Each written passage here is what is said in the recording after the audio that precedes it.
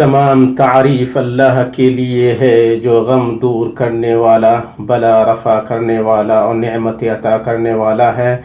میں اس پاک ذات کی حمد کرتا ہوں، اس کے سوا کوئی معبود برحق نہیں۔ تکلیف اور مصیبت ختم کرنے کے لیے اسی کا رخ کیا جاتا ہے۔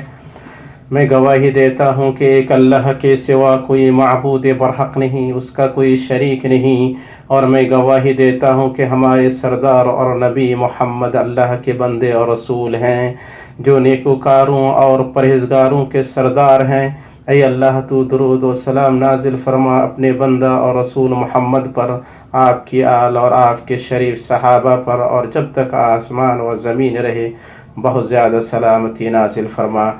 اما بعد، اللہ کے بندو، اللہ سے ڈرو اور اس دن سے ڈرو جس میں تم سب اللہ کی طرف لوٹائے جاؤ گے، اور ہر شخص کو اس کے اعمال کا پورا پورا بدلہ دیا جائے گا اور ان پر ظلم نہیں کیا جائے گا۔ مسلمانوں، راتوں کی گردش اور دنوں کے الٹ پلٹ ہونے کے ساتھ انسان کے حالات بدلتے ہیں،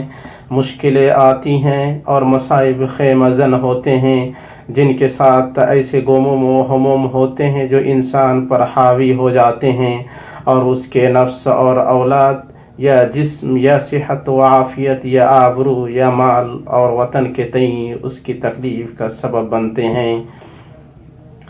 ان غموں کی وجہ سے اس کا سینہ تنگی محسوس کرتا ہے اور وہ ان سے چھٹکارا پانے اور ان کی تکلیف کے ختم ہونے کی راہ تلاش کرتا ہے، اور اپنے بلند و بالا پاک رب کا فرمان یاد کرتا ہے۔ اور اگر تجھ کو اللہ تعالیٰ کوئی تکلیف پہنچائے تو اس کا دور کرنے والا سوائے اللہ تعالیٰ کی اور کوئی نہیں، اور اگر تجھ کو اللہ تعالیٰ کوئی نفع پہنچائے تو ہر چیز پر پوری قدرت رکھنے والا ہے، اس کا یہ فرمان بھی یاد کرتا ہے۔ آپ کہہ دیجئے، وہ کون ہے جو تم کو خشکی اور دریا کی ظلمات سے نجات دیتا ہے؟ تم اس کو پکارتے ہو گڑ گڑا کر چپکے چپکے کہ اگر تم کو ان سے نجات دے دے تو ہم ضرور شکر کرنے والوں میں سے ہو جائیں گے۔ آپ کہہ دیجئے کہ اللہ ہی تم کو ان سے نجات دیتا ہے، اور ہر غم سے تم پھر بھی شرک کرنے لگتے ہو۔ اس وقت اسے یقین ہو جاتا ہے کہ اللہ سبحانہ ہی ہر مصیبت سے نجات دینے والا، ہر تکلیف کو دور کرنے والا اور ہر بے کس کی فریاد رسی کرنے والا ہے۔ چنانچہ وہ اخلاص، خشوع اور تواضع کے ساتھ اوقات قبولیت کی جستجو کرتے ہوئے دعا اور گریہ وزاری کے ساتھ اللہ کی طرف اس کے اس فرمان پر عمل کرتے ہوئے متوجہ ہوتا ہے، اور تمہارے رب نے فرمایا کہ مجھ سے دعا کرو، میں تمہاری دعاؤں کو قبول کروں گا، اس امید کے ساتھ کہ اللہ اس کی مصیبت کو ختم کرے گا، اس کا غم دور فرمائے گا اور اس کی پریشانی زائل کرے گا۔ اور اللہ سبحانہ کے حضور ان جامع دعاؤں کا وسیلہ لیتا ہے جن کا وسیلہ اس کے نبی صلی اللہ علیہ وسلم لیا کرتے تھے، جیسا کہ اس حدیث میں آیا ہے جسے امام ترمذی نے اپنی جامع میں صحیح سند کے ساتھ انس بن مالک رضی اللہ تعالی عنہ سے روایت کیا ہے کہ رسول اللہ صلی اللہ علیہ وسلم کو جب کوئی مصیبت لاحق ہوتی تو فرماتی، یا حی یا قیوم برحمتک استغیث، یعنی اے حی اے قیوم، میں تیری رحمت سے مدد طلب کرتا ہوں۔ امام بخاری رحمہ اللہ کی صحیح میں عبداللہ بن عباس رضی اللہ تعالی عنہما سے روایت ہے کہ رسول اللہ صلی اللہ علیہ وسلم مصیبت کے وقت فرمایا کرتے، لا الہ الا اللہ العظیم الحلیم، لا الہ الا اللہ رب العرش العظیم، لا الہ الا اللہ رب السماوات ورب الارض ورب العرش الکریم۔ اسی طرح اللہ کے نبی یونس علیہ السلام کی دعا پر مداومت برتنا۔ انہوں نے اس وقت دعا کی تھی جب وہ مچھلی کے پیٹ میں تھے۔ حاکم رحم اللہ نے اپنے مستدرک میں صحیح سند کے ساتھ سعد بن ابی وقاص رضی اللہ تعالی عنہ سے روایت کیا ہے کہ رسول اللہ صلی اللہ علیہ وسلم نے فرمایا، ذی نون یعنی یونس کی دعا انہوں نے اس وقت کی تھی جب وہ مچھلی کے پیٹ میں تھے، وہ ہے لا الہ الا انت سبحانک انی کنت من الظالمین۔ جو بھی مسلمان اس کے ساتھ کسی چیز کے لیے دعا کرے گا اللہ اس کی دعا قبول فرمائے گا۔ یہ اللہ سبحانہ کے اس فرمان کے مصداق ہے، اللہ کا فرمان ہے، تو ہم نے اس کی پکار سن لیا اور اسے غم سے نجات دے دی، اور ہم ایمان والوں کو اسی طرح بچا لیا کرتے ہیں۔ اور آپ صلی اللہ علیہ وسلم کے طریقے میں سے تھا کہ آپ مصائب کے وقت نماز کی طرف دوڑتے.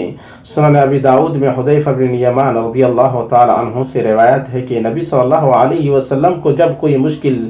معاملہ پیش آتا تو نماز پڑھتے، یعنی جب آپ کو کوئی پریشان کن معاملہ پیش آتا یا کوئی غم یا فکر لاحق ہوتی تو نماز کی طرف دوڑتے، کیونکہ نماز جیسا کہ اہل علم نے کہا ہے مسلمان کا وہ قلعہ اور پناہ گاہ ہے جہاں وہ پناہ لیتا ہے، وہ مضبوط کڑا ہے جسے وہ پکڑا رہتا ہے، اور اس کے رب کے درمیان تنی ہوئی رسی ہے، وہ روح کی غذا، زخموں کا مرہم، نفسوں کی دوا، بے کس کی فریاد رسی، خوف زدہ کا امان، کمزور کی طاقت اور نہتے کا ہتھیار ہے. وہ جن عظیم ترین چیزوں سے بلا کے وقت مصیبت کے ختم ہونے اور مشکل کے دور ہونے کی امید کی جاتی ہے، ان میں سے اللہ پر ایمان لا کر اس کا حق ادا کرنا، اس کی خوشنودی کی طرف جلدی چلنا،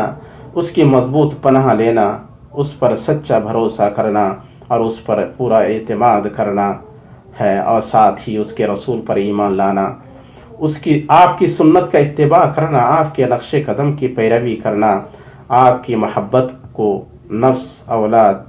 والد اور تمام لوگوں کی محبت پر مقدم کرنا، بکثرت دعا اور باصرار دعا کرنا، استغفار کرنا، صدقہ کرنا ہے اور تلاوت کلام پاک ہے. خبردار، ان تمام احتیاطی تدابیر کی پابندی ضروری ہے جنہیں متعلقہ اداروں نے اختیار کیا ہے.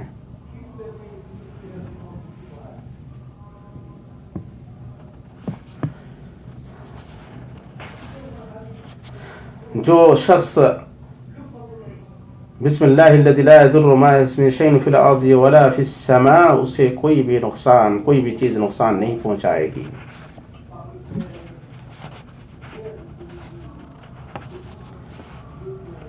اور اس دعا پر صبح و شام مداومت برتنا ان مصائب سے بچائے گی. خبردار، ان تمام احتیاطی تدابیر کی پابندی ضروری ہے جنہیں متعلقہ اداروں نے اختیار کیا ہے، اور اس معاملے میں ان کے ساتھ تعاون ضروری ہے. نیکی اور تقوی میں تعاون کیا جائے، حکمرانوں کی فرما برداری کی جائے، شرعی مقاصد کو پورا کیا جائے، حفاظتی اسباب کو اپنایا جائے، جانوں کی حفاظت کی جائے، ہر بیماری سے بچاؤ اور ہر بلا سے نجات کے کام پر توجہ دی جائے، اور ان تمام چیزوں میں زمین و آسمان کے خالق پر بھروسہ اور توکل کیا جائے. اللہ سبحانہ کا فرمان ہے، اور اگر تم کو اللہ کوئی تکلیف پہنچائے تو بجز اس کے اور کوئی اس کو دور کرنے والا نہیں، اور اگر وہ تم کو کوئی خیر پہنچانا چاہے تو اس کے فضل کا کوئی ہٹانے والا نہیں. وہ اپنا فضل اپنے بندوں میں سے جس پر چاہے نچھاور کر دے، اور وہ بڑی مغفرت رحمت والا ہے. اللہ مجھے اور آپ سب کو اپنی کتاب کے طریقے اور اپنے نبی صلی اللہ علیہ وسلم کی سنت سے فائدہ پہنچائے. میں اپنی یہ بات کہہ رہا ہوں اور عظمت و جلال والے اللہ سے اپنے لیے، آپ کے لیے اور تمام مسلمانوں کے لیے ہر گناہ کی مغفرت طلب کرتا ہوں. آپ اس سے مغفرت طلب کریں، بے شک وہ بڑا بخشنے والا ہے. ہر طرح کی تعریف اللہ رب العالمین کے لیے ہے، اور درود و سلام نازل ہو سید الاولین والآخرین ہمارے نبی محمد پر، آپ کی آل اور آپ کے تمام صحابہ پر، تابعین پر، اور ان لوگوں پر جو تا قیامت ان کا اچھی طرح اتباع کریں. اما بعد، اللہ کے بندوں، بے شک جو چیزیں مشکلات اور آزمائشوں کے وقت نفسوں کو تسلی دیتی ہیں اور ان کی جانکاہی اور ہولناکی پر درد کی لہر کو نفسوں سے پھیر دیتی ہیں، ان میں سے اللہ کی طرف سے آنے والی قریب کشادگی کی امید اور اس کی رحمت اور انصاف پر بھروسہ ہے، کیونکہ اللہ سبحانہ رحم کرنے والوں میں سب سے بڑا رحم کرنے والا ہے. اور بندوں پر اس کی رحمت میں سے یہ ہے کہ وہ انہیں لگاتار مشکلات سے دوچار نہیں کرتا ہے، اور نہ ہی انہیں کثرت مصائب کے ذریعے متنفر کرتا ہے، بلکہ تنگی کے بعد کشادگی اور خوشحالی اور آزمائش بلکہ تنگی کے بعد کشادگی اور خوشحالی اور آزمائش کے بعد رحمت اور وسیع نعمت لے آتا ہے، جیسا کہ اللہ عز و جل نے فرمایا، پس یقیناً مشکل کے ساتھ آسانی ہے، یقیناً مشکل کے ساتھ آسانی ہے۔ اس میں مشکل کے بعد آسانی دو بار آئی ہے، اور ایک مشکل دو آسانی پر غالب نہیں آ سکتی ہے۔ مشکل اپنے متنوع رنگوں اور مختلف راستوں کے ساتھ جہاں بھی پائی گئی ہے، وہاں اس کے پہلو میں وہ آسانی بھی پائی گئی ہے جس سے مصیبت دور ہوتی ہے، دل کو دلاسا ملتا ہے، زخم بھرتے ہیں، درد بھولتے ہیں اور غم ختم ہوتے ہیں، خصوصاً اس وقت جب مومن اپنی مشکل اور بلا میں اپنے رب کی طرف رجوع کرتا ہے اور اس سے دعا کرتا ہے کہ اس کی مشکل کو خوشحالی سے اور اس کے غموں کے اسباب اور پریشانیوں کے عوامل کو کشادگی اور آسانی سے بدل دے۔ چنانچہ اللہ کے بندو، اللہ سے ڈریں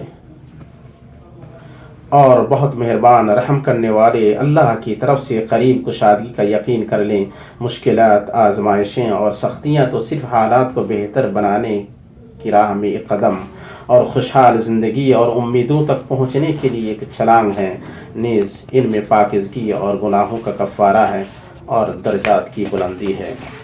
اور آپ سب اللہ کے آخری رسول محمد بن عبداللہ پر درود و سلام بھیجیں۔ کتاب اللہ میں آپ کو اس کا حکم دیا گیا ہے۔ اللہ سبحانہ کا فرمان ہے، بے شک اللہ اور اس کے فرشتے اس نبی پر درود بھیجتے ہیں۔ اے ایمان والو، تم بھی ان پر درود بھیجو اور خوب سلام بھی پڑھتے رہو۔ اے اللہ، تو آپ صلی اللہ علیہ وسلم اور آپ کی آل اور صحابہ پر درود نازل فرما۔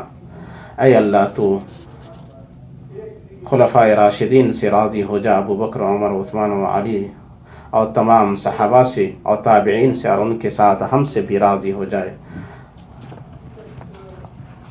اے اللہ، تو اسلام اور مسلمانوں کو غلبہ عطا فرما۔ اے اللہ، تو اسلام اور مسلمانوں کو غلبہ عطا فرما۔